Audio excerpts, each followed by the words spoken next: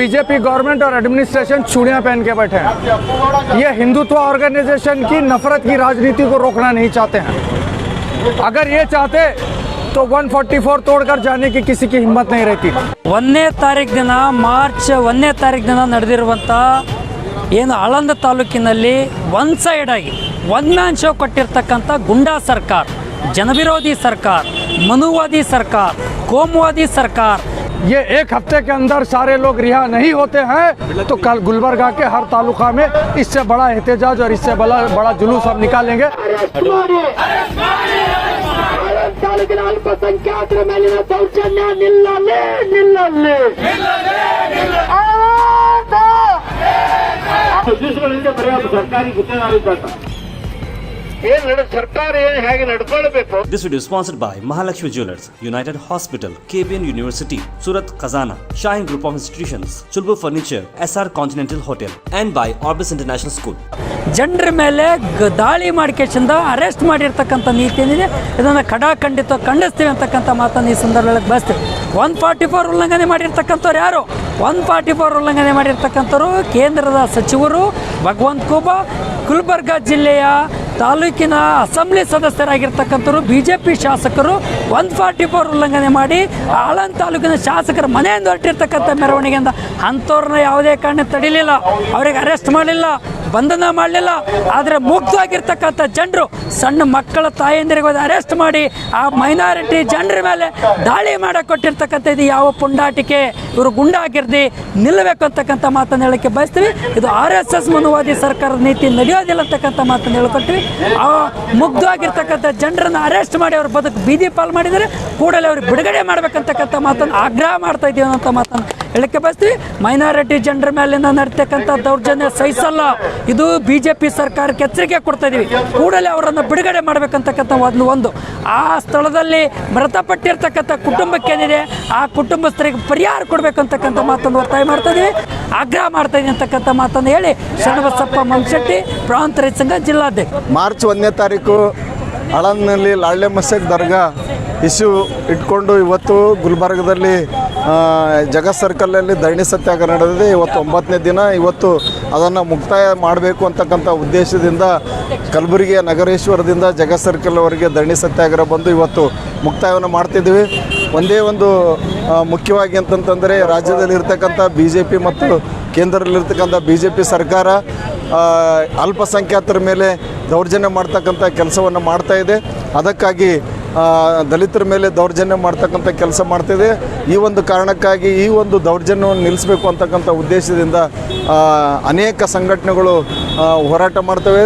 ಆಳಂದಲ್ಲಿ ನಡೆದಂಥ ಒಂದು ವಿಷಯವನ್ನು ಇಟ್ಕೊಂಡು ಇವತ್ತು ಜಗತ್ ಸರ್ಕಲ್ನಲ್ಲಿ ಧರಣಿ ಮಾಡ್ತಕ್ಕಂಥ ಉದ್ದೇಶ ಏನಂತಂದರೆ ಅಲ್ಲಿ ಏನಾಗಿದೆ, ಆ ಇಶ್ಯೂ ಏನಾಗಿದೆ, ಪ್ರಕರಣ ಏನಾಗಿದೆ ಅದು ಸಂಪೂರ್ಣವಾಗಿ ನ್ಯಾಯಾಂಗ ತನಿಖೆಗೆ ಒಪ್ಪಿಸ್ಬೇಕಂತೇಳಿ ಒಂದು ಡಿಮಾಂಡ್ ಇದೆ.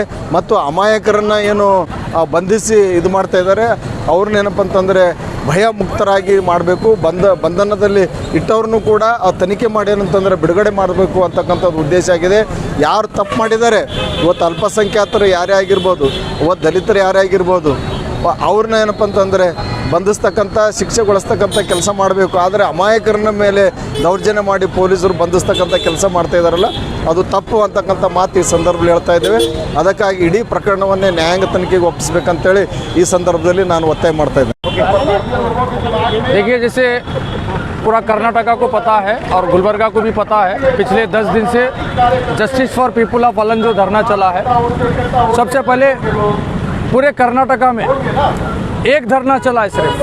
ये एक हिस्टोरिक इवेंट है, एक तारीखी इवेंट है. पूरे कर्नाटका में सिर्फ एक धरना चला है और वो धरना है justice for people of Aland. यह साबित करता है कि इस मूवमेंट में कितनी सच्चाई है, उस आवाम के साथ कितनी बड़ी नाइंसाफ़ी हुई है.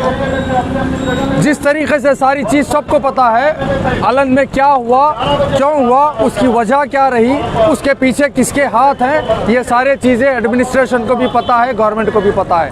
लेकिन ये एडमिनिस्ट्रेशन गवर्नमेंट ऑर्डर्स के मुताबिक एक षड्यंत्र और एक साजिश के नतीजे वहाँ पे हिंदुत्व ऑर्गेनाइजेशंस को, BJP MLAs को, MPs को जाने दिया. ये उनकी पहली गलती है. ये गलती नहीं, ये षड्यंत्र का पहला हिस्सा है.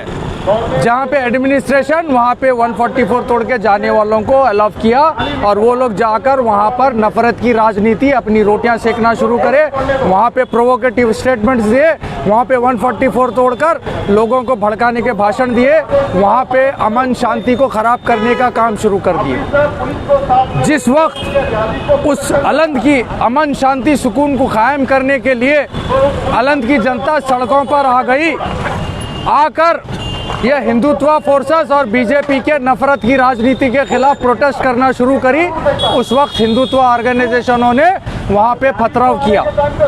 किस पर पथराव किया?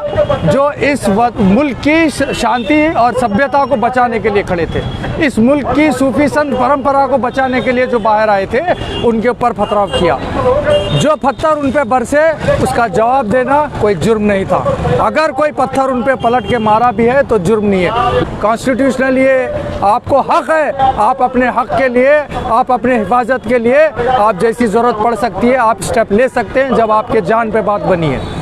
लोग जब अपनी जान बचाने के लिए कुछ हरकत किए हैं तो मासूमों को, विक्टिम्स को अक्यूज बनाकर अरेस्ट किया गया। गुलबर्गा एडमिनिस्ट्रेशन विक्टिम्स को अक्यूज बनाया है। ये सबसे बड़ा ह्यूमन राइट्स के ऊपर अटैक है, ये उनके ह्यूमन राइट्स वायलेशन के ऊपर हमला है। आपको एग्जाम्पल्स के साथ देता हूँ मैं। एक लोहार को उठाया गया है, उसको ये बोलकर उठाया गया है कि हथियार बना रहा था। यह शर्म की बात है। ये नालायक एडमिनिस्ट्रेशन और गवर्नमेंट को मालूम होना चाहिए कि ब्लैक स्मिथ का काम हथियार बनाना नहीं है, बल्कि किसान को काम आने वाले औजार बनाता है, जिसको अंग्रेजी में टूल्स बोलते हैं, जिसको हिंदी में औजार बोलते हैं। कुराड़ी, दराती, खुरपी ये हथियार में नहीं आते हैं। ये एडमिनिस्ट्रेशन को समझना चाहिए। अब मान लो अगर डीसी हो या एसपी हो, मैं लोहार हूँ, मुझे आकर ये लोग ऑर्डर देते हैं मुझे कुराड़ी चाहिए, दराती चाहिए, मैं इनको बना कर देता हूँ। ये एसपी डीसी जाकर वो कुराड़ी से किसी पे हमला करते हैं तो उसका जिम्मेदार मैं नहीं होता हूँ, उसका जिम्मेदार वो मारने वाला होता है। लेकिन यहाँ पे क्या किया गया, एक गरीब लोहार को, उसके बच्चे को उठा के बंद कर दिया गया। इसी तरीके से कई औरतों को उठा के अरेस्ट किया गया। औरतें क्यों थे बाहर? वहाँ पे उस दरगाह की प्रोटेक्शन के लिए खड़े थे। वहाँ पे सूफी संत परंपरा को जो खराब करने जो हिंदुत्व ऑर्गेनाइजेशन आए थे, वो वहाँ पे एनवायरनमेंट को खराब होने से बचाने के लिए आए थे। उन औरतों को पत्थर मारने के इल्ज़ाम में, स्टोन पेल्टिंग के इल्ज़ाम में, रियोटिंग के इल्ज़ाम में अरेस्ट किया गया है। ये ह्यूमन राइट्स के ऊपर अटैक है। ये कान खोल के सुन ले एडमिनिस्ट्रेशन। सीपीएम आज यहाँ से ऐलान कर रहा है गुलबर्गा के हर तालुका में जस्टिस फॉर अलंद के लिए हम एहतजाज करेंगे। हर जगह इसी तरह प्रोसेशन, हर तालुके में जुलूस निकालेंगे, हर जुलूस में जस्टिस फॉर अलंद के लिए धरना बैठेगा। अगर ये एक हफ्ते के अंदर सारे लोग रिहा नहीं होते हैं तो कल गुलबर्गा के हर तालुका में इससे बड़ा एहतजाज और इससे बड़ा जुलूस हम निकालेंगे। बेंगलोर विधानसभा के आगे हम लोग धरना बैठेंगे जस्टिस फॉर अलंद के लिए, अलंद की आवाम के लिए, इंसाफ के लिए। हम बेंगलोर में जाकर विधानसभा के सामने भी धरना बैठेंगे। यही चंद बातों के साथ मेरी बात मैं ख़त्म करता हूँ। मैं CPIM से Javed Hussain. This video is sponsored by Mahalakshmi Jewelers, United Hospital, KBN University, Surat Khazana, Shine Group of Institutions, Chulbur Furniture, SR Continental Hotel, and by Orbis International School.